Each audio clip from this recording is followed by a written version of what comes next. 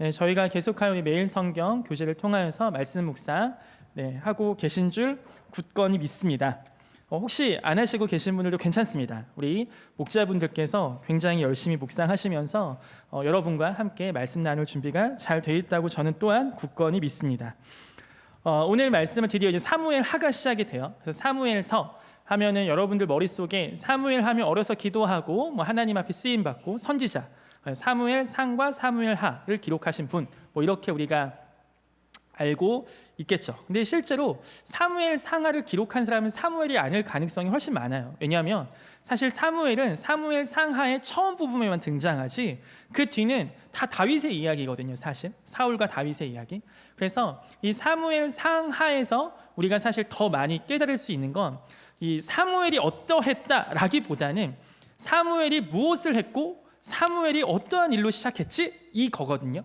그래서 우리 청년들이 사무엘 상하를 묵상하시면 볼 때 사무엘이 한 일이 가장 큰 일, 가장 중요한 일이 역사 속에 딱 하나만 꼽아보라면 왕을 세운 일입니다. 사무엘이 왕을 세운 건 아니죠. 하나님께서 왕을 세우신 건데 이 장세기, 출애굽기, 레위기, 민수기, 신명기, 여호수아, 사사기, 룻기, 사무엘 상하 이거잖아요. 성경 목록가가. 그러니까 사사기, 룻기, 사무엘 상하 할 때 사사기와 사무엘 상하가 이어가거든요. 근데 사사기까지는 왕이 없어요. 근데 사무엘 상하부터 왕이 등장해요. 그리고 이스라엘 국가는 그 다윗 왕의 계보대로 계속 가면서 예수님이 다윗의 계보. 그러니까 굉장히 역사의 변곡점과도 같은 거예요. 마치 조선 건국하듯이. 근데 그때 이 사무엘이 왕을 세울 때 우리가 마치 최근의 역사 속에서 재조명되는 인물 중에 하나가 정도전이잖아요. 그래서 예전에는 태종 이방원 혹은 이성계 중심으로 사극이 나오다가 요새는 정도전을 중심으로 사극이 많이 나오죠. 왜냐하면 역사 속에서 사실은 정도전은 패자의 위치였어요. 조선을 건국하긴 했지만 이방원과의 그 정치 싸움에서 좀 밀리다 보니까 사실은 이방원 중심의 역사가 한국사의 그 조선 역사에 굉장히 잘 써져 있거든요. 근데 이 정도전이 예전에는 잘 주목받지 못하다가 많이 요새 주목받고 있어요. 그런 식으로 조선이 어떤 기틀을 만들 때 정도전이 굉장히 중요한 역할을 했다는 것은 한국에 있는 많은 사학자들이 동의하는 바예요. 이스라엘 역사가 시작이 되고 이스라엘 국가가 국가 시스템, 왕정 시스템 시작될 때 이거의 기틀을 만든 사람이 사무엘이거든요. 근데 이 사무엘이 더 중요하기보다는 사실 사무엘이 그렇게 하나님께서 사무엘을 통하여 이 왕정 시스템, 이스라엘 국가의 왕 시스템은 누가 왕이 뽑혀야 되며 이 왕정은 어떻게 통치가 되어야 하는가가 사무엘 상하의 전체 핵심 주제예요. 그래서 사무엘 상하에는 두 왕이 등장합니다. 첫 번째는 사울, 두 번째는 다윗입니다.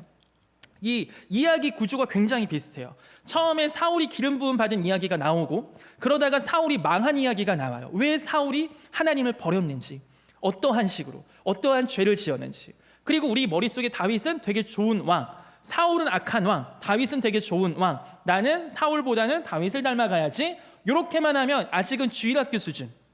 사실 사무엘 하를 읽어보시면요, 다윗이 사울보다 제가 볼 때는 만약에 법정에서 어떠한 그 형량을 매기면 다윗이 더 나쁜 놈입니다.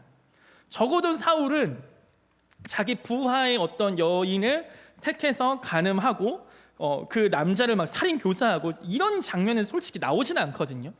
다윗은 살인 교사죄 저질렀지, 간음죄 저질렀지, 그리고 심지어는 아들들이 막 해갖고 자기 쫓아내기도 쿠데타 일어나고.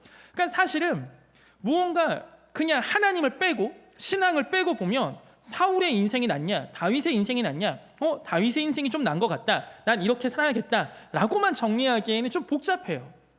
오히려 비슷합니다, 구조가. 사울 기름 부음 받았어, 그리고 망했어, 그리고 얘가 회개하지 않고 계속하니까 진짜 끝.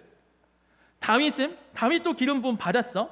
사울도 처음 기름 부음 받고 나서 굉장히 큰 그 용모도 준수하고 키도 크고 해서 인기가 많았어요. 다윗도 그 길을 따라가요. 그러다가 사무엘하 11장부터 뭐가 나오냐, 밧세바 사건 이야기가 나와요. 다윗이 막 간음하고 그거 감추려고 은밀하게 막 그 나쁜 짓 하고 살인 교사죄 저지르고 막 진짜 나쁜 짓을 했어요. 근데 그때 다윗은 죄가 드러났을 때 이걸 숨기고 하기보다는 모든 백성들이 알 만큼 금식을 하고 슬퍼하고 울고 밥 안 먹고 막 그러고 있었어요. 모든 백성들이 알 만하게. 다윗에는 죄 똑같습니다. 기름 부음, 죄 지었어. 근데 이때 다윗과 사울의 가장 큰 차이가 다윗이 회개했다는 거예요.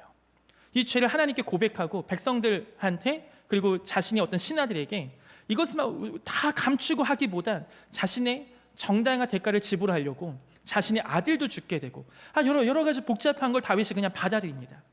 그리고 사무엘하 또 뒤에 가보면 괜히 인구조사에서 교만한 마음에 해서 백성들이 전염병으로 몇만 명이 죽게 돼요. 그러니까 사무엘 상하의 어떤 핵심 사상은 다윗처럼 살아야 돼 얘들아, 여기서 끝나지 않아요. 다윗도 계속 넘어지고 좌절하고 실패합니다. 마치 저와 여러분처럼 한 번도 안 넘어진 왕이 아니에요. 그냥 와 위대하신 다윗 왕이여, 여기서 끝나지 않아요. 그가 굉장히 나쁜 왕이었고 그가 굉장히 좌절되는 부분까지도 등장합니다. 그런데 사무엘상하는 그 위가 보이는 거죠. 그 뭡니까? 하나님께서 기름 부으신 그 왕들을 통하여 하나님의 나라는 어떻게 통치가 되어져야 되는가, 이 왕과 하나님과의 관계가 어떻게 그 영향력을 미치는가, 이게 사무엘상하 전체를 흘러가는 주제입니다. 우리가 또 한 몇 주간 사무엘하를 여러분이 묵상하실 때 여러분은 삶에서 하나님과의 관계 때문에 여러분의 삶이 영향받는 것을 깨닫게 되는 은혜가 있기를 소망합니다. 청년의 때 그게 깨달아진다. 내가 오늘 왜 이렇게 살지? 하는 그 이유가 내가 취업을 잘못하고 친구를 잘못 만나고 대학교가 안 좋아서 이런 게 아니라 지금 내 삶에 가장 중요한 그 하나님과의 관계, 내 삶에 가장 중요한 그 하나님과의 그게 지금 내 안에 있느냐는 거죠. 마치 이건 이거와도 같아요. 산에 시냇물이 졸졸졸 흐르잖아요. 그게 커져서 하류가 되잖아요. 하나님과의 우리의 관계는 사실 이 헐몬산의 이슬같이 졸졸졸졸 오는 그 아주 작은 양의 깨끗한 물인 거죠. 그게 점점 우리의 인생의 경험과 우리 인생의 연륜과 나이들을 커져가면서 큰 하류가 되어가요. 근데 진짜 중요한 그 물은 어디서 나옵니까? 졸졸졸 나오는, 마치 안 나올 때도 있는 것 같은 그거예요. 그거. 우리 청년들의 삶에 그거가 있기를 소망해요. 사무엘 상하의 다윗과 하나님과의 관계가 어떻게 이스라엘 공동체에 영향을 미치는지, 사울과 하나님과의 관계가 어떻게 이스라엘 국가에 영향을 미치는지, 그 이야기처럼 우리 이 시대의 다윗들로 살아가시는 우리 모든 한가람 교회 청년들이 정말 하나님과의 관계 속에 여러분의 인생과 여러분의 삶이 깨달아지고 정리가 되는 귀한 은혜가 있기를 소망합니다. 아멘. 다음 오늘 말씀에 별명이 있죠. 이게 뭐냐면 아마 큐티책 있는 분들은 아실 텐데 제목이 다윗의 애가입니다. 애가는 슬플 때 하는 노래죠. 자, 한번 볼게요. 이 다윗의 애가를 좀 볼 때 좀 배경 지식이 필요하죠. 일단 첫 번째, 사울과 다윗은 정치적인 원수입니다. 지금 그러니까 사울파가 있었어. 사울이 왕이었는데 신은 떠오르는 정치적 그 무사 다윗이 딱 등장했죠. 그리고 이 사울과 다윗의 싸움 속에 사실상 싸움이 아니죠. 다윗이 도망친 거죠. 계속. 그러다가 어쨌든 다윗도 세력이 커져서 여기저기 백성 군사들이 있었어요. 근데 사울이 블레셋과의 전투에서 지게 됩니다. 그리고 사무엘상 31장에 져요. 딱 지고 죽게 됐어요. 그 사울과 아들 요나단이 같이 죽어요. 그리고 나서 요거를 다윗은 그 블레셋이 아닌 다른 아말렉이랑 싸웠는데 이겼어. 어쨌든 이겼는데 다윗에게 누군가 왔어. 누가 아말렉 사람이 와서 다윗에게 내 주인님 사울이 죽었습니다. 요 이야기를 합니다. 요 이야기 장면을 잠깐 볼게요. 같이 보시죠. 1장 가보세요. 1장 초반부. 자, 제가 빨리 읽어볼 테니까 여러분이 머릿속에 좀 들어봤으면 좋겠어요. 사무엘하 1장 1절. 사울이 죽은 후에 다윗이 아말렉 사람을 쳐 죽이고 돌아와 다윗이 시글락에서 이틀을 머물더라. 여기가 아지트입니다. 베이스 캠프 다윗의. 사흘째 되는 날 한 사람이 사울의 진영에서 나왔는데 그의 옷은 찢어졌고 머리는 흙이 일다. 그가 다윗에게 나와 땅에 엎드려 절하며 다윗이 그에게 너는 어디서 왔느냐 하니 이스라엘 도망하여 왔나이다 하니라. 4절. 그에게 이르되 일이 어떻게 되었느냐 너는 내게 말하라. 왜냐하면 알고 있으니까 사울 팀이 블레셋과 전쟁하는 걸 알고 있으니까. 당신 뉴스가 없으니까 사람이 전령을 통해서 전할 수밖에 없었겠죠. 그가 대답하되 군사가 전쟁 중에 도망하기도 하였고 무리 가운데 엎드려져 죽은 자도 많았고 사울과 그의 아들 요나단도 죽었나이다 하는지라. 그래서 다윗이 이게 너무 궁금한 거죠. 네가 어떻게 알아? 5절 물어보니까 6절. 내가 우연히 길보아 산이 올라가. 자, 여기부터 잘 보세요. 보니 사울이 자기 창에 기대고 병거와 기병은 그를 급히 따르는데 사울이 돌아보아 나를 보고 부르시기로 내가 대답하되 내가 여기 있나이다 한즉 내게 이르되 너는 누구냐 하시기로 내가 그에게 대답하되 나는 아말렉 사람이니이다 한즉. 요 아말렉을 좀 기억해 주세요. 또 내게 이르시되 내 목숨이 아직 내게 완전히 있으므로 내가 고통 중에 있나니 청하건대 너는 내 곁에 서서 나를 죽이라 하시기로 그가 엎드러진 후에는 살 수 없는 줄을 내가 알고 그의 곁에 서서 죽이고 그의 머리에 있는 왕관과 팔에 있는 고리를 벗겨서 내 주께로 가져왔나이다 하니라. 자, 여기까지 보면 미드에서 나오는 킹슬레이어 같은 왕을 죽인, 왕을 마지막 암살한 자, 마치 마지막 그 반역자와 같은 모습이 나오잖아요. 자, 요 머릿속에 기억하시고, 이걸 누가 했다고요? 아말렉인이 와서 보고를 해요. 누구에게? 다윗에게. 자, 아말렉 사람의 입장에서 봅시다. 아말렉은 1장 1절 가보세요. 사무엘 1장 1절. 사울이 죽은 후에 다윗이 아말렉 사람을 쳐 죽였어요. 즉 아말렉은 지금 다윗에게 완전히 다 없어졌거든요. 그러니까 아말렉인은 지금 어떤 상황이냐면, 다윗 군대가 아말렉을 다 없앴어. 그럼 자기는 아말렉 사람이야. 그럼 어떻게 되겠어? 다윗을 도망쳐야 돼요. 근데 왜 다윗에게 갔겠습니까? 대박을 건졌거든. 뭐? 사울의 죽음. 아말렉인이 머리를 쓴 거죠. 다윗과 사울은 정치적인 원수야. 그럼 다윗은 사울이 죽기를 되게 좋아하겠네. 왜냐? 사울 죽으면 자기가 왕이 될 수 있으니까. 그러니까 내가 만약에 사울의 왕관과 이런 거 다 가져가서 다윗에게 갖다 바치면, 와, 대박, 다윗이 나를 1등 공신으로 인정해 줄 수도 있겠네. 야, 이거다. 이게 아말렉인의 정치적 술수였어요. 그런데 이가 보고한 내용을 보면 이 아말렉인이 죽여서 결국 죽은 거거든요. 그리고 자기가 죽이려고 한 게 아니라 사울이 자기한테 부탁해서 어쩔 수 없었어. 이 뉘앙스까지 있어요. 그런데 실제 사무엘상 31장에 사울이 죽은 이야기가 나와요. 그거랑 잠깐 비교해서 볼게요. 31장 가보세요. 사무엘상 31장 가보세요. 또 제가 한번 쭉 읽어볼게요. 이거에 대한 배경 지식이 좀 있으셔야 돼서 제가 한번 읽어보겠습니다. 31장 3절. 사울이 패전하며 활 쏘는 자가 따라잡으니 사울이 그 활 쏘는 자에게 중상을 입은지라. 그가 무기를 든 자에게 이르되 네 칼을 빼어 그것으로 날 찌르라. 할례받지 않은 자들이 와서 나를 찌고 모욕을 두려워하노라 하나 무기를 든 자가 심히 두려워하여 감히 행하지 아니하는지라. 이에 사울이 자기의 칼을 뽑아서 그 위에 엎드러지매 무기를 든 자가 사울이 죽음을 보고 자기도 자기 칼 위에 엎드러져 그와 함께 죽으니라. 자, 보세요. 아말렉인이 보고한 내용과 똑같나요? 다르죠. 그러니까 아말렉인은 지금 자신이 가다가 사울이 죽은 걸 봤을 가능성이 많죠. 그리고 그가 죽어 있는 뭐 왕관과 이런 거 뺏어 온 다음에 자기가 하나의 스토리를 짰을 가능성이 많아요. 그리고 보고한 거죠. 왜? 자기가 지금 1등 공신 될 수 있으니까. 근데 이 아말렉인은 정말 센스가 없었습니다. 왜냐? 다윗을 몰라도 너무 몰랐어요. 우리가 이 시간 우리 좀 청년들과 함께 좀 이야기하고 싶은 이야기가 하나 있는데, 그게 뭐냐면, 여러분이 그럼 다윗의 입장에서 한번 대봅시다. 실제 정말 사울이 죽었어요. 그리고 이 내용들을 한번 다시 살펴볼게요. 사울은 죽고 자기가 죽인 것도 아니야. 어부실이 이제 사울이 죽었네. 블레셋과 사울이 죽었어. 블레셋이 사울을 죽였어. 그러면 이제 내가 왕이 될 수 있겠구나 하면, 여러분은 기쁘겠습니까? 슬프겠습니까? 여러분이 다윗이라면 어떠한 노선을 택하시겠어요? 요새 뉴스에서 우리 정치적인 이야기를 나오면 상대방 여당의 단점과 여당의 약점을 보고 야당이 너무 좋아하고, 야당 또한 야당의 약점과 단점이 여당에게 너무 호재가 되는 것을 우리가 경험하지 않습니까? 사실 이 사울 진영의 사울의 죽음은 다윗에게 있어서는 엄청난 호재였을 거예요. 그런데 이 다윗의 입장은 지금 뭔가 이상해요. 물론 자기가 너무 좋아했던 요나단이 죽은 거에 대해서는 슬퍼할 수 있겠죠. 하지만 자기를 죽이려고 그렇게 찾던 사울이 죽었는데 진짜 슬퍼서 이렇게 썼을까? 라고 어제 어떤 목자께서 이야기를 하시더라고요. 저는 그것이 사실 되게 많이 동의가 돼요. 왜냐하면 다윗도 우리 같은 사람이었을 거거든요. 근데 그런 마음속에 진짜 100% 너무 슬퍼, 이게 기계적으로 과연 가능할까? 저는 사실 이 부분이 사극으로 만들면 너무 재밌지 않을까. 정말 이 다윗의 내적 갈등, 사울을 죽이려고 할 때 그 옷자락, 그 겉옷자락만 딱 베어갈 때 정말 그 내적인 갈등, 그런 부분이 사실 우리와 크게 다르지 않은 다윗. 왜냐하면 나중에 사울의 딸인 미갈이라는 그 다윗의 아내가 있었거든요.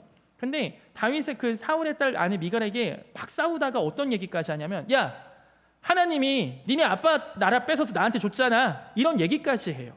그 얘기는 뭐냐면 다윗 아내도 사실은 우리가 느끼는 그 인간적인 좋지 않은 마음이 있었을 가능성이 많다는 거죠. 근데 왜 다윗은 이 애가를 지었고 단순히 슬퍼함에 그치지 않고 이 애가를 백성들에게 가르쳐요. 볼게요. 1장 가보시면 다시 17절. 다윗이 이 슬픈 노래로 사울과 그의 아들 요나단을 조상하고 명령 그것을 유다 족속에게 가르치라 했으니 곧 활노래라. 야사의 책에 기록되었을 때 이 활노래, 여기서 나중에 뒤에 보시면 이 활은 뭘 상징하냐면 요나단을 상징하거든요. 한번 볼까요? 우리 22절 가보세요. 1장 22절. 죽은 자의 피에서 용사의 기름에서 요나단의 활이 뒤로 물러가지 아니하였으며, 즉 사울은 칼, 요나단은 활. 마치 또 옛날 이야기 좀 잠깐 할 것 같은데, 옛날 반지의 제왕이라는 영화에서 레골라스 아시는 분들 많을라나? 자, 알면 고개 끄덕끄덕. 레골라스. 그래, 나하고 비슷한 세대. 레골라스 하면 딱 뭐 같은 상징입니까? 활이죠. 네, 그런 거예요. 아라곤은 칼. 그 난장이 분은 성함 까먹었는데 도끼 막 이런 거 있잖아. 그러니까 활 하면 요나단이고 요나단 아니면 활이었어. 그러니까 활 노래할 가능성은 실제로 요나단에 대한 그 다윗의 마음과 활을 볼 때마다 요나단이 생각날 수 있으니까 그렇게 얘기됐을 가능성이 많아요. 어쨌든 활 노래, 이것을 지어서 계속하여 백성들 가운데 알리라는 거였습니다. 자, 볼게요. 19절. 이스라엘아, 네 영광이 산 위에서 죽임을 당하였다. 오호라, 두 용사가 엎드러졌다. 왜냐? 두 명이 사울과 요나단이 산에서 죽었기 때문에. 이 일을 가드에도 알리지 말며 아스글론 거리로 전파하지 말라. 가드와 아스글론은 어디냐면 블레셋의 도시들이거든요. 중요한 도시. 마치 이런 거예요. 러시아와 미국이 막 싸우는데 러시아 장군의 죽음을 워싱턴에도 알리지 말고 뉴욕에도 알리지 마. 이런 컨셉이에요 지금. 어쨌든 블레셋에 알리지 말라. 왜냐? 할례받지 못한 자들의 딸들이 개가를 부를까 염려로다. 왜냐? 딸들이 왜 나오냐면 예전에는 고대 사회에선 전쟁을 빡 했어. 그러면 왕과 그 군사들이 이겼어. 그럼 개선할 거 아니에요. 개선할 때 어떻게 하냐? 그 딸들, 여인들이 나와서 막 걔가 그 개선 장군을 향한 노래를 막 부릅니다. 그러니까 굉장히 환영 인파가 그때 막 했었어요. 그러니까 그게 고대 사회의 어떤 전쟁이 끝난 뒤에 승리한 국가의 어떠한 모습이었거든요. 그 전쟁 포로가 뒤에 끌려가고. 그러니까 이런 게 고대 사회의 모습이었는데, 그래서 사울이 죽었다는 이야기, 요나단이 죽었다는 이야기를 듣고 블레셋이 그렇게 축제가 벌어질 것이라는 것에 대한 다윗의 염려였습니다. 무슨 말인지 이해가 되시죠? 자, 그 다음 21절. 길보아 산이라 너희 위에 이슬과 비가 내리지 아니하며. 길보아 산은 사울과 요나단이 죽은 산이에요. 그러니까 저주합니다. 저주해요. 쭉쭉 나오고 22절. 죽은 자의 피에서 용사의 기름에서 요나단의 활이 뒤로 물러가지 아니하였으며 사울의 칼이 헛되이 돌아가지 아니하였다. 이렇게 나오죠. 23절. 사울과 요나단이 생전에 사랑스럽고 아름다운 자이러니 죽을 때에도 서로 떠나지 아니하였도다. 그들은 독수리보다 빠르고 사자보다 강하였도다. 그러니까 사울과 요나단의 모습, 죽은 모습이지만 이들을 굉장히 영웅화해서 다윗이 이야기를 해요. 사실 이거 하나하나 좀 설명하고 같이 나누고 싶은데, 제가 요새 목사고시 준비를 하고 있는데 거기서 예배 모범 중에 설교자에게 필요한 덕목 중에 그게 있더라고요. 그 문제마다 뭐가 있냐면 설교자가 설교할 때 지켜야 할 항목 중에 계속 반복되는 구절이 있는데 볼 때마다 찔려. 그게 뭐냐면 길지 않아야 된다, 지루하지 않아야 된다, 적당한 길이어야 된다. 그거 볼 때마다 찔려. 그러니까 무슨 얘기냐면 성도님들께서 원하시는 게 그거라는 거죠. 길지 않은 거. 그래서 지금 엄청 줄이려고 핵심만 딱딱 얘기하고 있어요. 너무 길어지지 않게 할게요. 죄송해요. 자, 24절 보세요. 이스라엘 딸들아. 자, 딸들 얘기 나오지. 그게 왜냐? 이 딸들이 사울이 그동안 전쟁에서 승리하고 돌아올 때 와 멋있다 멋있다 요거거든. 요거 딱 슬퍼하여 울지어다. 그가 붉은 옷으로 너에게 화려하게 입혔고. 왜냐? 전쟁에서 이기고 나면 화려한 옷들을 가져다가 전리품으로 딸들에게 입혔거든요. 그러니까 이게 그가 그동안 사울이 했던 업적을 찬양해 주는 거예요. 금 노래기를 너희 옷에 채웠도다. 오호라, 두 용사가 전쟁 중에 엎드러졌도다. 요나단이 네 산 위에서 죽임을 당하였다. 여기서 26절은 내 형이란 단어가 등장하죠. 그만큼 요나단을 깊이 사랑했다는 겁니다. 내 형 요나단이여, 내가 그대를 애통함을 그대는 내게 심히 아름다움이라. 그대가 나를 사랑함이 기이하여 여인의 사랑보다 더하였도다. 여기서 잠깐 이야기, 이거 갖고 우리 동성애자 우리 단체에서 많이 얘기해요. 다윗도 동성애자였다. 말도 안 되는 얘기 들을 때마다 이거 아니라고 얘기해 주셔야 돼요. 가끔씩 이거 얘기할 때가 있어요. 한 번씩 막 그들이 논리를 주장할 때. 근데 아닙니다. 그러한 맥락에서 나오는 게 아니에요. 오호라, 두 용사가 엎드러졌으며 싸우는 무기가 망하였도다 하였더라. 자, 여기서 앞에 보세요. 다윗의 지금 사울과 요나단이 죽었던 그 상황을 보고 애가를 지어서 백성들에게 가르쳐요. 저는 이거 다윗이 애가를 왜 지었을까 했을 때 한 세 가지가 우리 성경학자들께서 정리해 놓으신 내용들인데, 저도 이 세 가지가 가장 설득력이 있는 이야기들이에요. 첫 번째, 사울을 표현하는 표현이 뭐였냐면 자신의 정치적 원수가 죽었다 이렇게 쓰지 않아요. 내 원수가 죽어서 너무 좋다 이렇게 쓰지 않아요. 지금 뭐라고 쓰냐? 여호와의 기름 부음 받은 자라고 씁니다. 이게 다윗이 사울을 향한 가장 첫 번째 정체성이었어요. 물론 그가 너무 싫고 감정적으로 성품도 나오고 안 맞고 내랑 기호가 안 맞고 쟤는 나하고 아니야. 이게 첫 번째 정체성이 아니라 여호와께서 기름 부음 받은 자, 여호와께서 기름 부으신 자, 이렇게 다윗이 정의를 합니다. 자, 저는 이게 너무나 저의 마음 가운데 도전이 되는 부분이거든요. 여러분의 인생에서도 사울이 누구나 한 명씩은 있을 수 있잖아. 그런데 그 사울을 볼 때 날 괴롭히는 직장 상사, 내가 너무 스트레스 받게 하는 걔, 그렇게가 아니라 하나님이 사랑하시는 자라는 정체성이, 그러한 정의가 여러분의 마음속에 과연 있으십니까?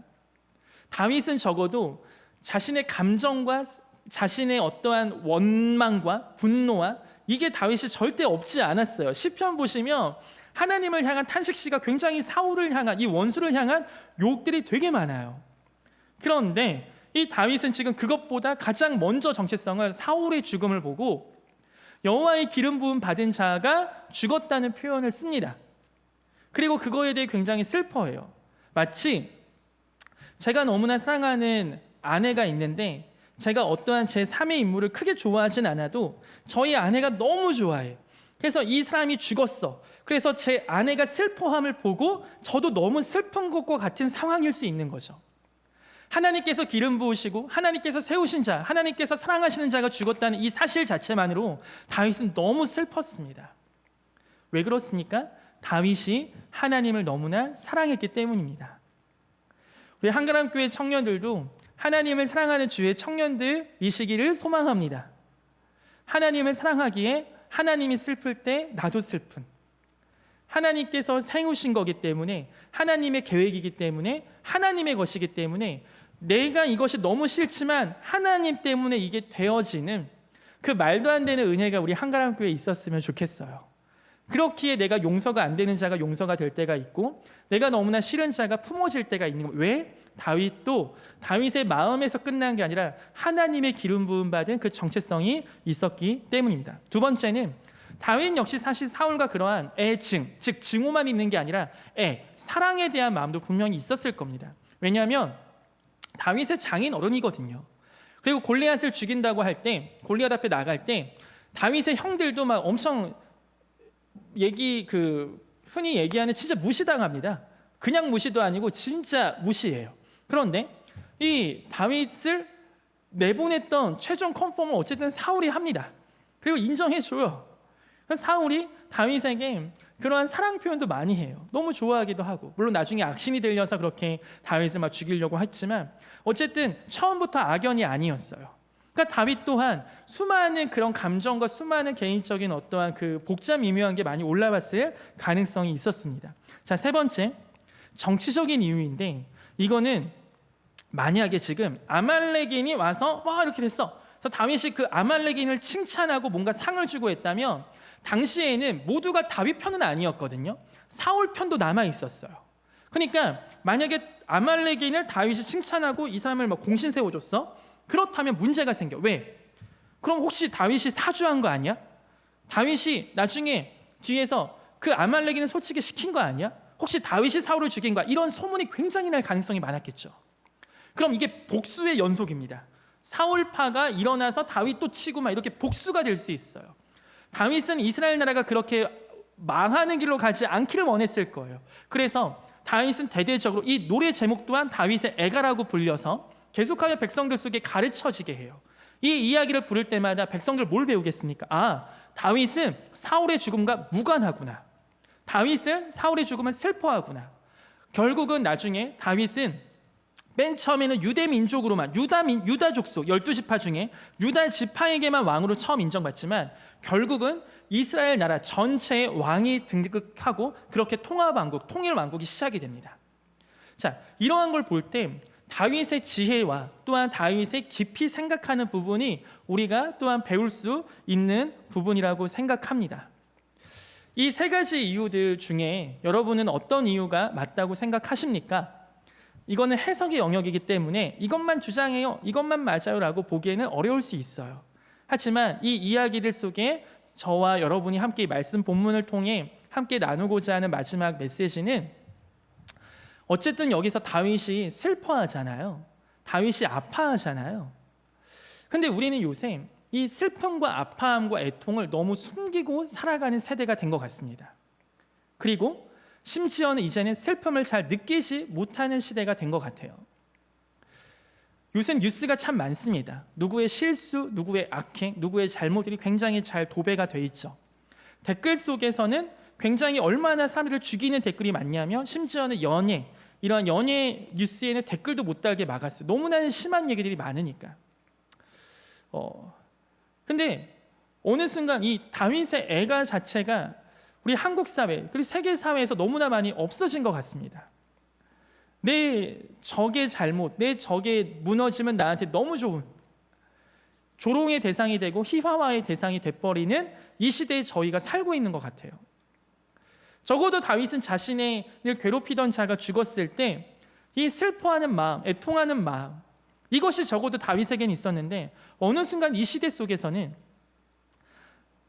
다윗의 애가가 더 이상 등장하지 않는, 이 시대는 그렇다 칩시다. 그런데 우리는 말씀을 믿잖아요. 자, 이럴 때 우리 아멘 한번 하고 넘어갈 거예요. 우리는 그래도 말씀을 믿잖아요. 근데 우리 예수님께서 말씀하셨잖아요.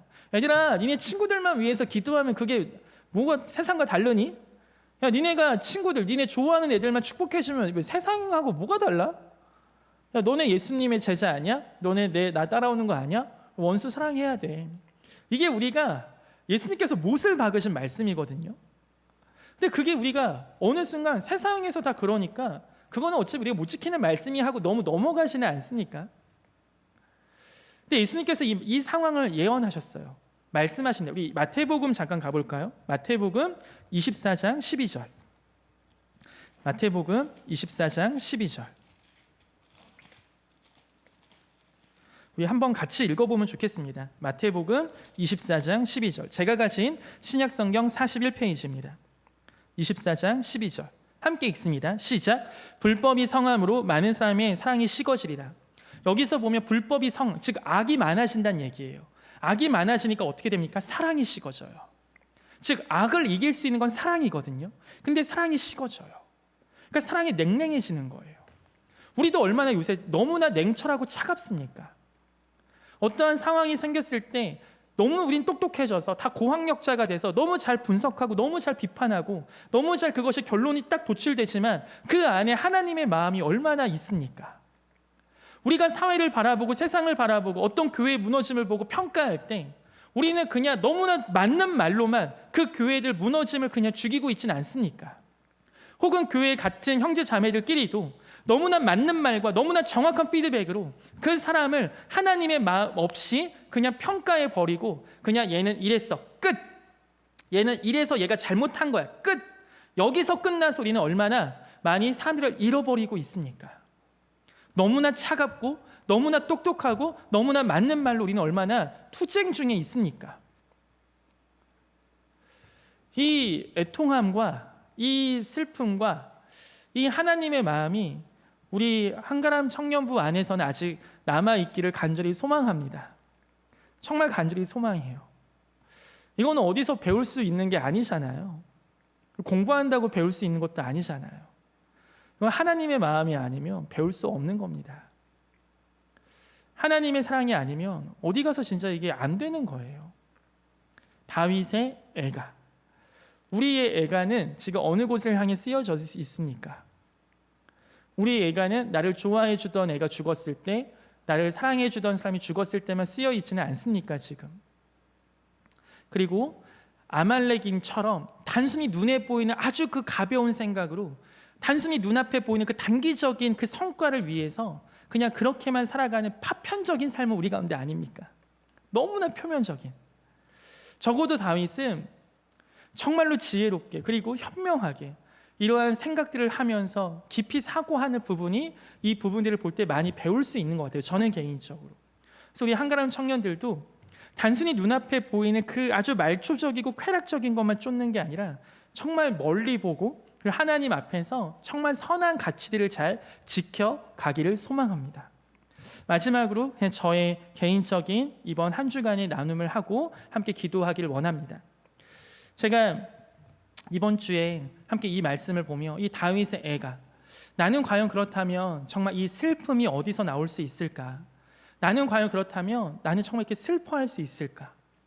나는 그렇다면 이러한 생각과 이러한 행동을 나는 과연 할 수 있을까? 이러한 질문들이 제게 있었습니다. 그러면서 한 가지, 제가 이제 대학교 때부터 캠퍼스 단체도 하고 뭐 다른 교회에서 청년부 사역도 하고 이제 한가람 교회에서도 3년 차인데 어느 순간 예전에 저와 비교가 되더라고요. 어떻게 비교가 되냐면 다윗은 지금 굉장히 능숙한 전쟁에 능한 용사인데 막 슬퍼하고 막 울고 막 이러잖아요 지금.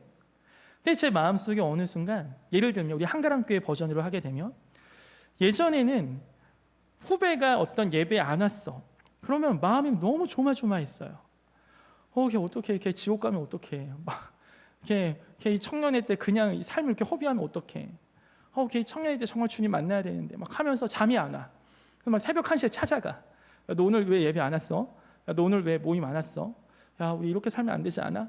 막 이게 전혀 규모도 없고 뭔가 그렇게까지 해야 돼? 라는 생각이 들 만큼 뭐 제가 지금 걔를 만난다면 15년 전 신은우 만난다면 말릴 수도 있을 것 같아요. 너 그렇게 하지 마. 근데 어느 순간 저의 모습 속에 지금 제가 그런 아파하는 마음이 내 안에 과연 있나? 우리 한가람교회 청년들이 예배에 만약에 빠진 청년이 있을 때 어느 순간 제 마음과 못 올 수 있지. 바쁘잖아. 다음 주에 오겠지. 언젠가 오겠지. 너무나 여유롭고 너무나 제가 그냥 기술적으로만 사역하는 사역자가 된 것 같은 생각이 들더라고요. 과연 나는 이 시대에 정말 사랑이 식어지는 그 말씀 속에 나도 지금 사랑이 식어지고 있는 사람이겠구나. 나도 지금 애통하는 마음으로 하나님 앞에 사역하는 사람이 아니라 지금까지 배운 기술과 경험으로 그냥 앞에 서는 거겠구나. 나는 진짜 사역자가 아니구나. 나는 선한 목자가 아니구나. 나는 사꾼이구나. 나는 그냥 이렇게 사는 거구나. 내가 바쁘다는 핑계로 나는 파트타임이잖아. 나는 주말만 사역하는 사람이잖아. 라는 핑계 속에 그냥 제가 그곳에 파묻혀 있더라고요. 다윗도 충분히 합리적으로 설명할 수 있겠죠. 사울이 죽은 걸 보고 사울이 나 얼마나 싫어했는데 사울이 나 얼마나 죽이려 이건 하나님께서 벌을 내리신 거야. 내가 그렇게 기도했잖아. 하나님께서 심판하실 거라. 근데 하나님 벌을 내리신 거야. 하고서 그렇게 얘기해도 다들 다윗을 위로했을 거예요. 그동안 수고 많았다고. 근데 다윗은 그러지 않았잖아요. 제 마음 가운데 그 마음이 너무 하나님께 소망이 되더라고요. 하나님, 제 마음이 애통을 다시 배우기 원합니다. 진짜 우리 청년들 중에 예배에 못 나오고 교회 신앙생활에서 점점 떠나는 청년들을 보면서 왜 저는 이게 경험이 쌓이고 무언가 여유가 생기고 너무 능수능란하게 하는 것 같이 저는 이 마음이 왜 이렇게 무덤덤해졌습니까? 이게 여러분 앞에 너무 사죄하고 싶더라고요. 여러분 앞에 너무 죄송하다는 말씀을 드리고 싶은 거예요. 제 안에 애통함을 잃어버린 마음들. 우리 사랑하는 한가람 교회 청년들에게 마지막 이 말씀 같이 기도하기 원합니다. 여러분의 삶에서는 애통함이 있으십니까? 여러분의 삶에서는 지금 무엇 때문에 슬프십니까? 여러분의 기도에서는 지금 어떠함이 하나님의 마음으로 인하여 움직이는 역동이 되어 계십니까? 만약 그것이 없다면 저와 같이 이 시간 회개하며 기도하는 시간을 갖길 소망합니다.